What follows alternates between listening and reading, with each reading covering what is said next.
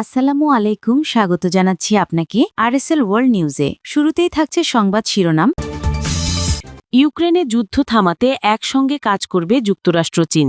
Russia Ukraine যুদ্ধ থামাতে যুক্তরাষ্ট্র ও চীন একসঙ্গে কাজ করবে বলে জানিয়েছেন যুক্তরাষ্ট্রের প্রেসিডেন্ট ডোনাল্ড ট্রাম্প। চীনের প্রেসিডেন্ট শি জিনপিংয়ের সঙ্গে এ ব্যাপারে ট্রাম্প প্রশাসনকে সহযোগিতা করতে রাজি আছেন বলেও দাবি করেছেন তিনি। কানাডার সঙ্গে নতুন করে বাণিজ্য আলোচনায় না বসার ঘোষণা ট্রাম্পের।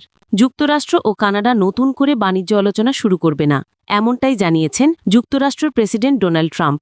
এবং সর্বশেষ জানিয়ে দিব, শেখ হাসিনা সরকারের পতনের কারণ জানালো ভারত। এতক্ষণ শুনছিলেন শিরোনাম, এবার বিস্তারিত।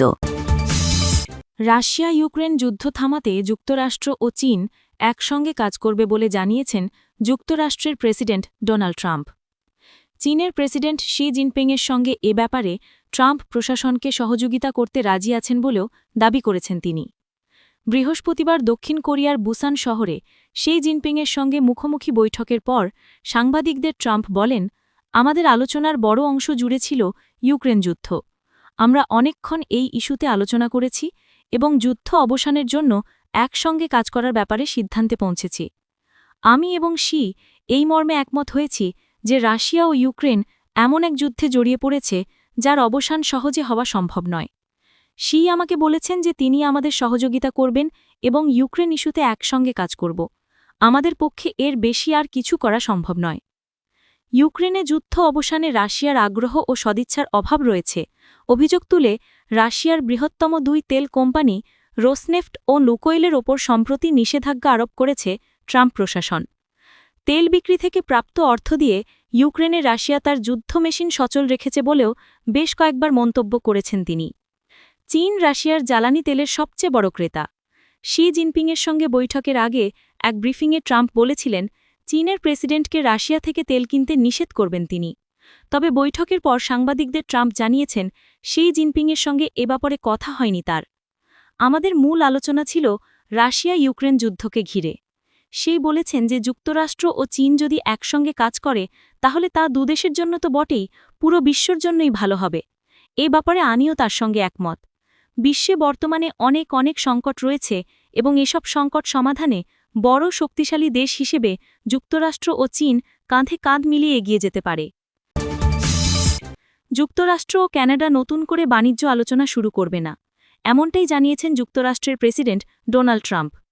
তিনি বলেছেন, সাবেক মার্কিন প্রেসিডেন্ট রোনাল্ড রিগানের বক্তব্য ব্যবহার করে করা কানাডার একটি রাজনৈতিক বিজ্ঞাপনের কারণে উভয় দেশের মধ্যে বাণিজ্য আলোচনা পুনরায় শুরু হবে না।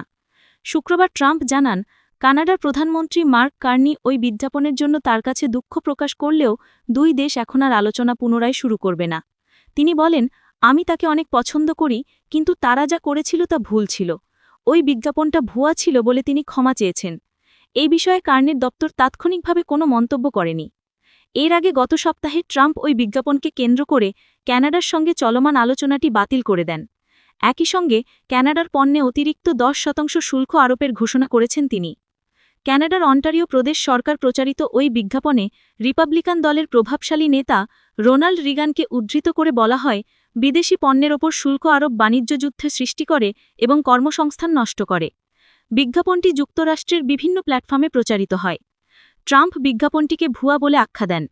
আল জাজিরার প্রতিবেদনে বলা হয়েছে, অন্টারিওর প্রিমিয়ার ডগ ফোর্ডের টিম রিগানের পুরনো ভাষণের কয়েকটি অংশ কেটে 1 মিনিটের বিজ্ঞাপন তৈরি করেছিল।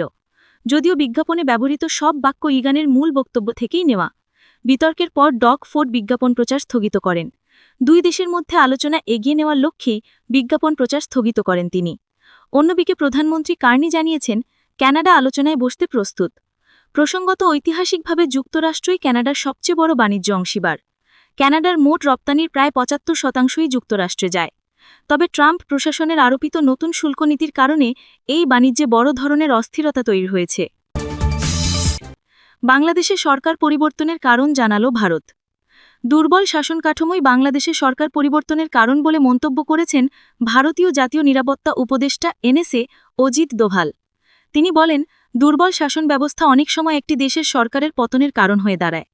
বাংলাদেশ, নেপাল ও শ্রীলঙ্কা সহ দক্ষিণ এশিয়ার কয়েকটি দেশে অনৌপচারিক উপায়ে সরকার পরিবর্তনের পেছনেও এমন দুর্বল প্রশাসনিক কাঠামোর ভূমিকা ছিল। খবর NDTV.com। তিনি আরও বলেন, রাষ্ট্র গঠনের মূল শক্তি নিহিত থাকে কার্যকর শাসন ব্যবস্থায়, যা জনগণের আস্থা ও অংশগ্রহণ নিশ্চিত করে। শনিবার এক প্রতিবেদনে এই তথ্য জানিয়েছে ভারতীয় সংবাদমাধ্যম এনডিটিভি। শুক্রবার রাষ্ট্রীয় ঐক্য দিবস উপলক্ষে দেওয়া বক্তব্যে দোভাল এসব বলেন। তিনি বলেন, রাষ্ট্র গঠন ও নিরাপত্তা রক্ষায় কার্যকর শাসন ব্যবস্থা অত্যন্ত গুরুত্বপূর্ণ। এটি শুধু রাষ্ট্রকে তার লক্ষ্যে পূরণে সাহায্য করে না, সাধারণ মানুষের আকাঙ্ক্ষাও পূরণ করে।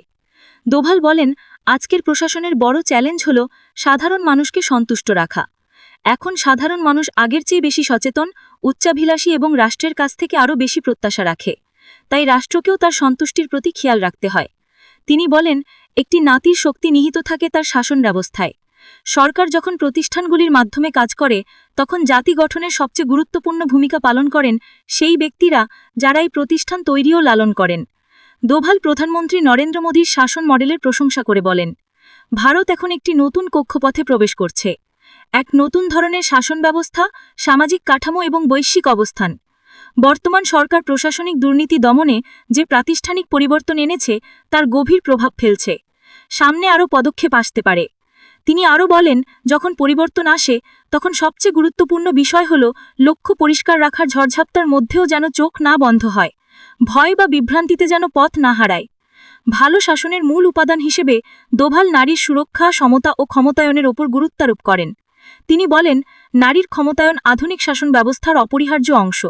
শুধু ভালো আইন বা কাঠামো থাকলেই হবে না, এগুলো কার্যকরভাবে বাস্তবায়ন করেই সবচেয়ে জরুরি।